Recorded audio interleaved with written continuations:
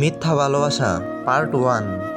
প্রায় প্রত্যেক মানুষের জীবনে ভালোবাসা আসে। মানুষের জীবনে সবচেয়ে সুন্দর ও মধুর সম্পর্ক হলো ভালোবাসা।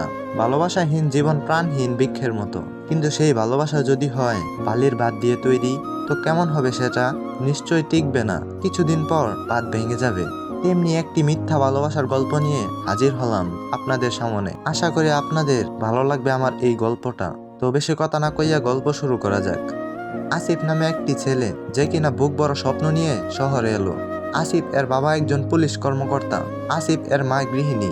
আসিফ এর পরিবারে আছে বাবা মা আর তার একটা ছোট ভাই। আসিফ এর ভাইটির নাম আরিফ। দুই ভাইয়ের নামেও যেমন মিল আছে, আর ওদের একের সাথে অন্যেরও তেমন মিল আছে। দুই ভাই এর বয়সের পার্থক্য 7 বছর হলেও ওরা বন্ধুর মতোই ফ্রি, সব কথাই চলে দুই ভাইয়ের মধ্যে। আসিফ দেখতে খুবই আকর্ষণীয় একটা ছেলে। ওর সবচেয়ে আকর্ষণীয় হলো ওর উচ্চতা 6 ফুট 4 ইঞ্চি লম্বা, গায়ের রং উজ্জ্বল শ্যামলা, নাকটা বেশ উঁচা, চুলগুলো ঘন কালো। ওর সারা বডি অসাধারণ, মোট কথা সব দিক থেকেই পারফেক্ট। ওকে দেখলে কোনো মেয়েই চোখ ফেরাতে পারে না। আসিফ বিবিএ করার জন্য কুষ্টিয়া থেকে ঢাকা এসেছে। আসিফ কিন্তু বেশ ভালো মনের একটা ছেলে। সে আগে কখনো প্রেমে পড়েনি। সে ঢাকা মিরপুর একটা বাসা ভাড়া নিয়ে থাকে, আরো 4টা রুমমেট আছে। এভাবে বেশ কিছুদিন ও সবকিছুই ঠিকভাবেই চলছিল। অনেক মেয়েই আসিফকে প্রপোজ করে, কিন্তু আসিফ সেগুলো কানেও নেয় না। আসিফ কিন্তু খুব ভালো একটা ছেলে, আর লেখাপড়া অনেক ভালো। আসিফ এর বাবা পুলিশ হওয়ায় ব্যবহারটা একটু কর্কশ, কিন্তু ওর মা খুব ভালো একটা মানুষ। ওর মা যেন শুধু মা নয়, ওদেরই বন্ধু। দুই ছেলে বাবাকে দেখে খুব ভয় পায়, কারণ ওদের বাবা ওদেরকে খুব টর্চার করে। এখন আসিফ আর আরিফ অনেকটাই বড় হওয়ায় ওদের উপর শারীরিক নির্যাতনটা আর করে না, কিন্তু ওদের মাকে খুব মারধর করে। একটু পান থেকে চুন ঘষলেই মার খেতে হয় ওদের মাকে। তবুও সবকিছু হাসি খুশি মেনে নিয়ে সংসার করে যাচ্ছে যুগের পর যুগ। দুই ছেলের ভালোর জন্য আসিফ এর মা কোনো কষ্ট মনে করে না।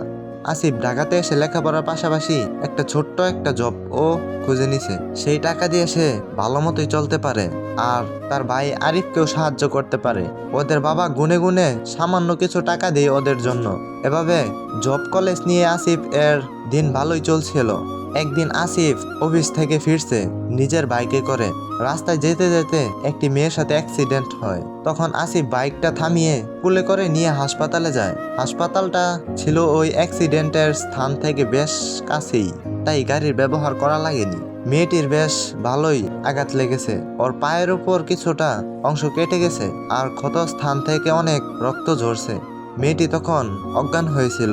আসিফ ওকে হাসপাতালে নিয়ে যায়, আর ডক্টর ওই মেয়েটিকে পায়ে বেশ ভালো করে ব্যান্ডেজ করে দেয়। মেয়েটির মাথায়ও অনেক আঘাত লেগেছে, ওর জ্ঞান হারিয়ে যায়, তাই সারা রাত ওর জ্ঞান ফিরে না।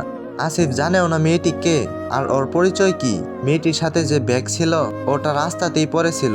আসিফ মেয়েটির খারাপ অবস্থা দেখে আর ব্যাগটা সাথে নেওয়ার কথাই ভেবেনি, কিন্তু এখন ওর মনে পড়েছে ব্যাগে হয়তো ওর পরিবার সম্পর্কে কিছু জানা যেতে পারতো।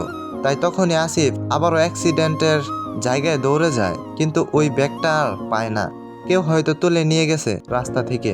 তখন আসিফ নিরাশ হয়ে হাসপাতালে ফিরে আসে। হাসপাতালে মেয়েটিকে ভর্তি করার জন্য অভিভাবক হিসাবে স্বাক্ষরটা আসিফ নিজেই করে। এখন আসিফ খুব চিন্তায় পড়ে গেল, সে কি করবে এখন। মেয়েটির পরিবারকে সে কি করে জানাবে এই অ্যাক্সিডেন্টের ব্যাপারে। ও ভাবছে মেয়েটির পরিবার হয়তো চিন্তা করছে ওর জন্য। মেয়েটি সারা রাত বেহুশ হয়ে রইল, আর আসিফ ওর পাশে বসেই রইল। ভোরবেলায় ওই মেয়েটির জ্ঞান ফিরলো। জ্ঞান ফিরে দেখে আসিফকে। তখন আসিফ একটু ঘুমিয়ে পড়ছে। মেয়েটির মনে পড়ে গেল ওই অ্যাক্সিডেন্টের কথা। তারপর হঠাৎ মেয়েটির কি একটা মনে পড়তেই। তো পরবর্তী পাঠের জন্য অপেক্ষা করুন, আর গল্পটা ভালো লাগলে লাইক কমেন্ট করে সাথেই থাকবেন। ধন্যবাদ।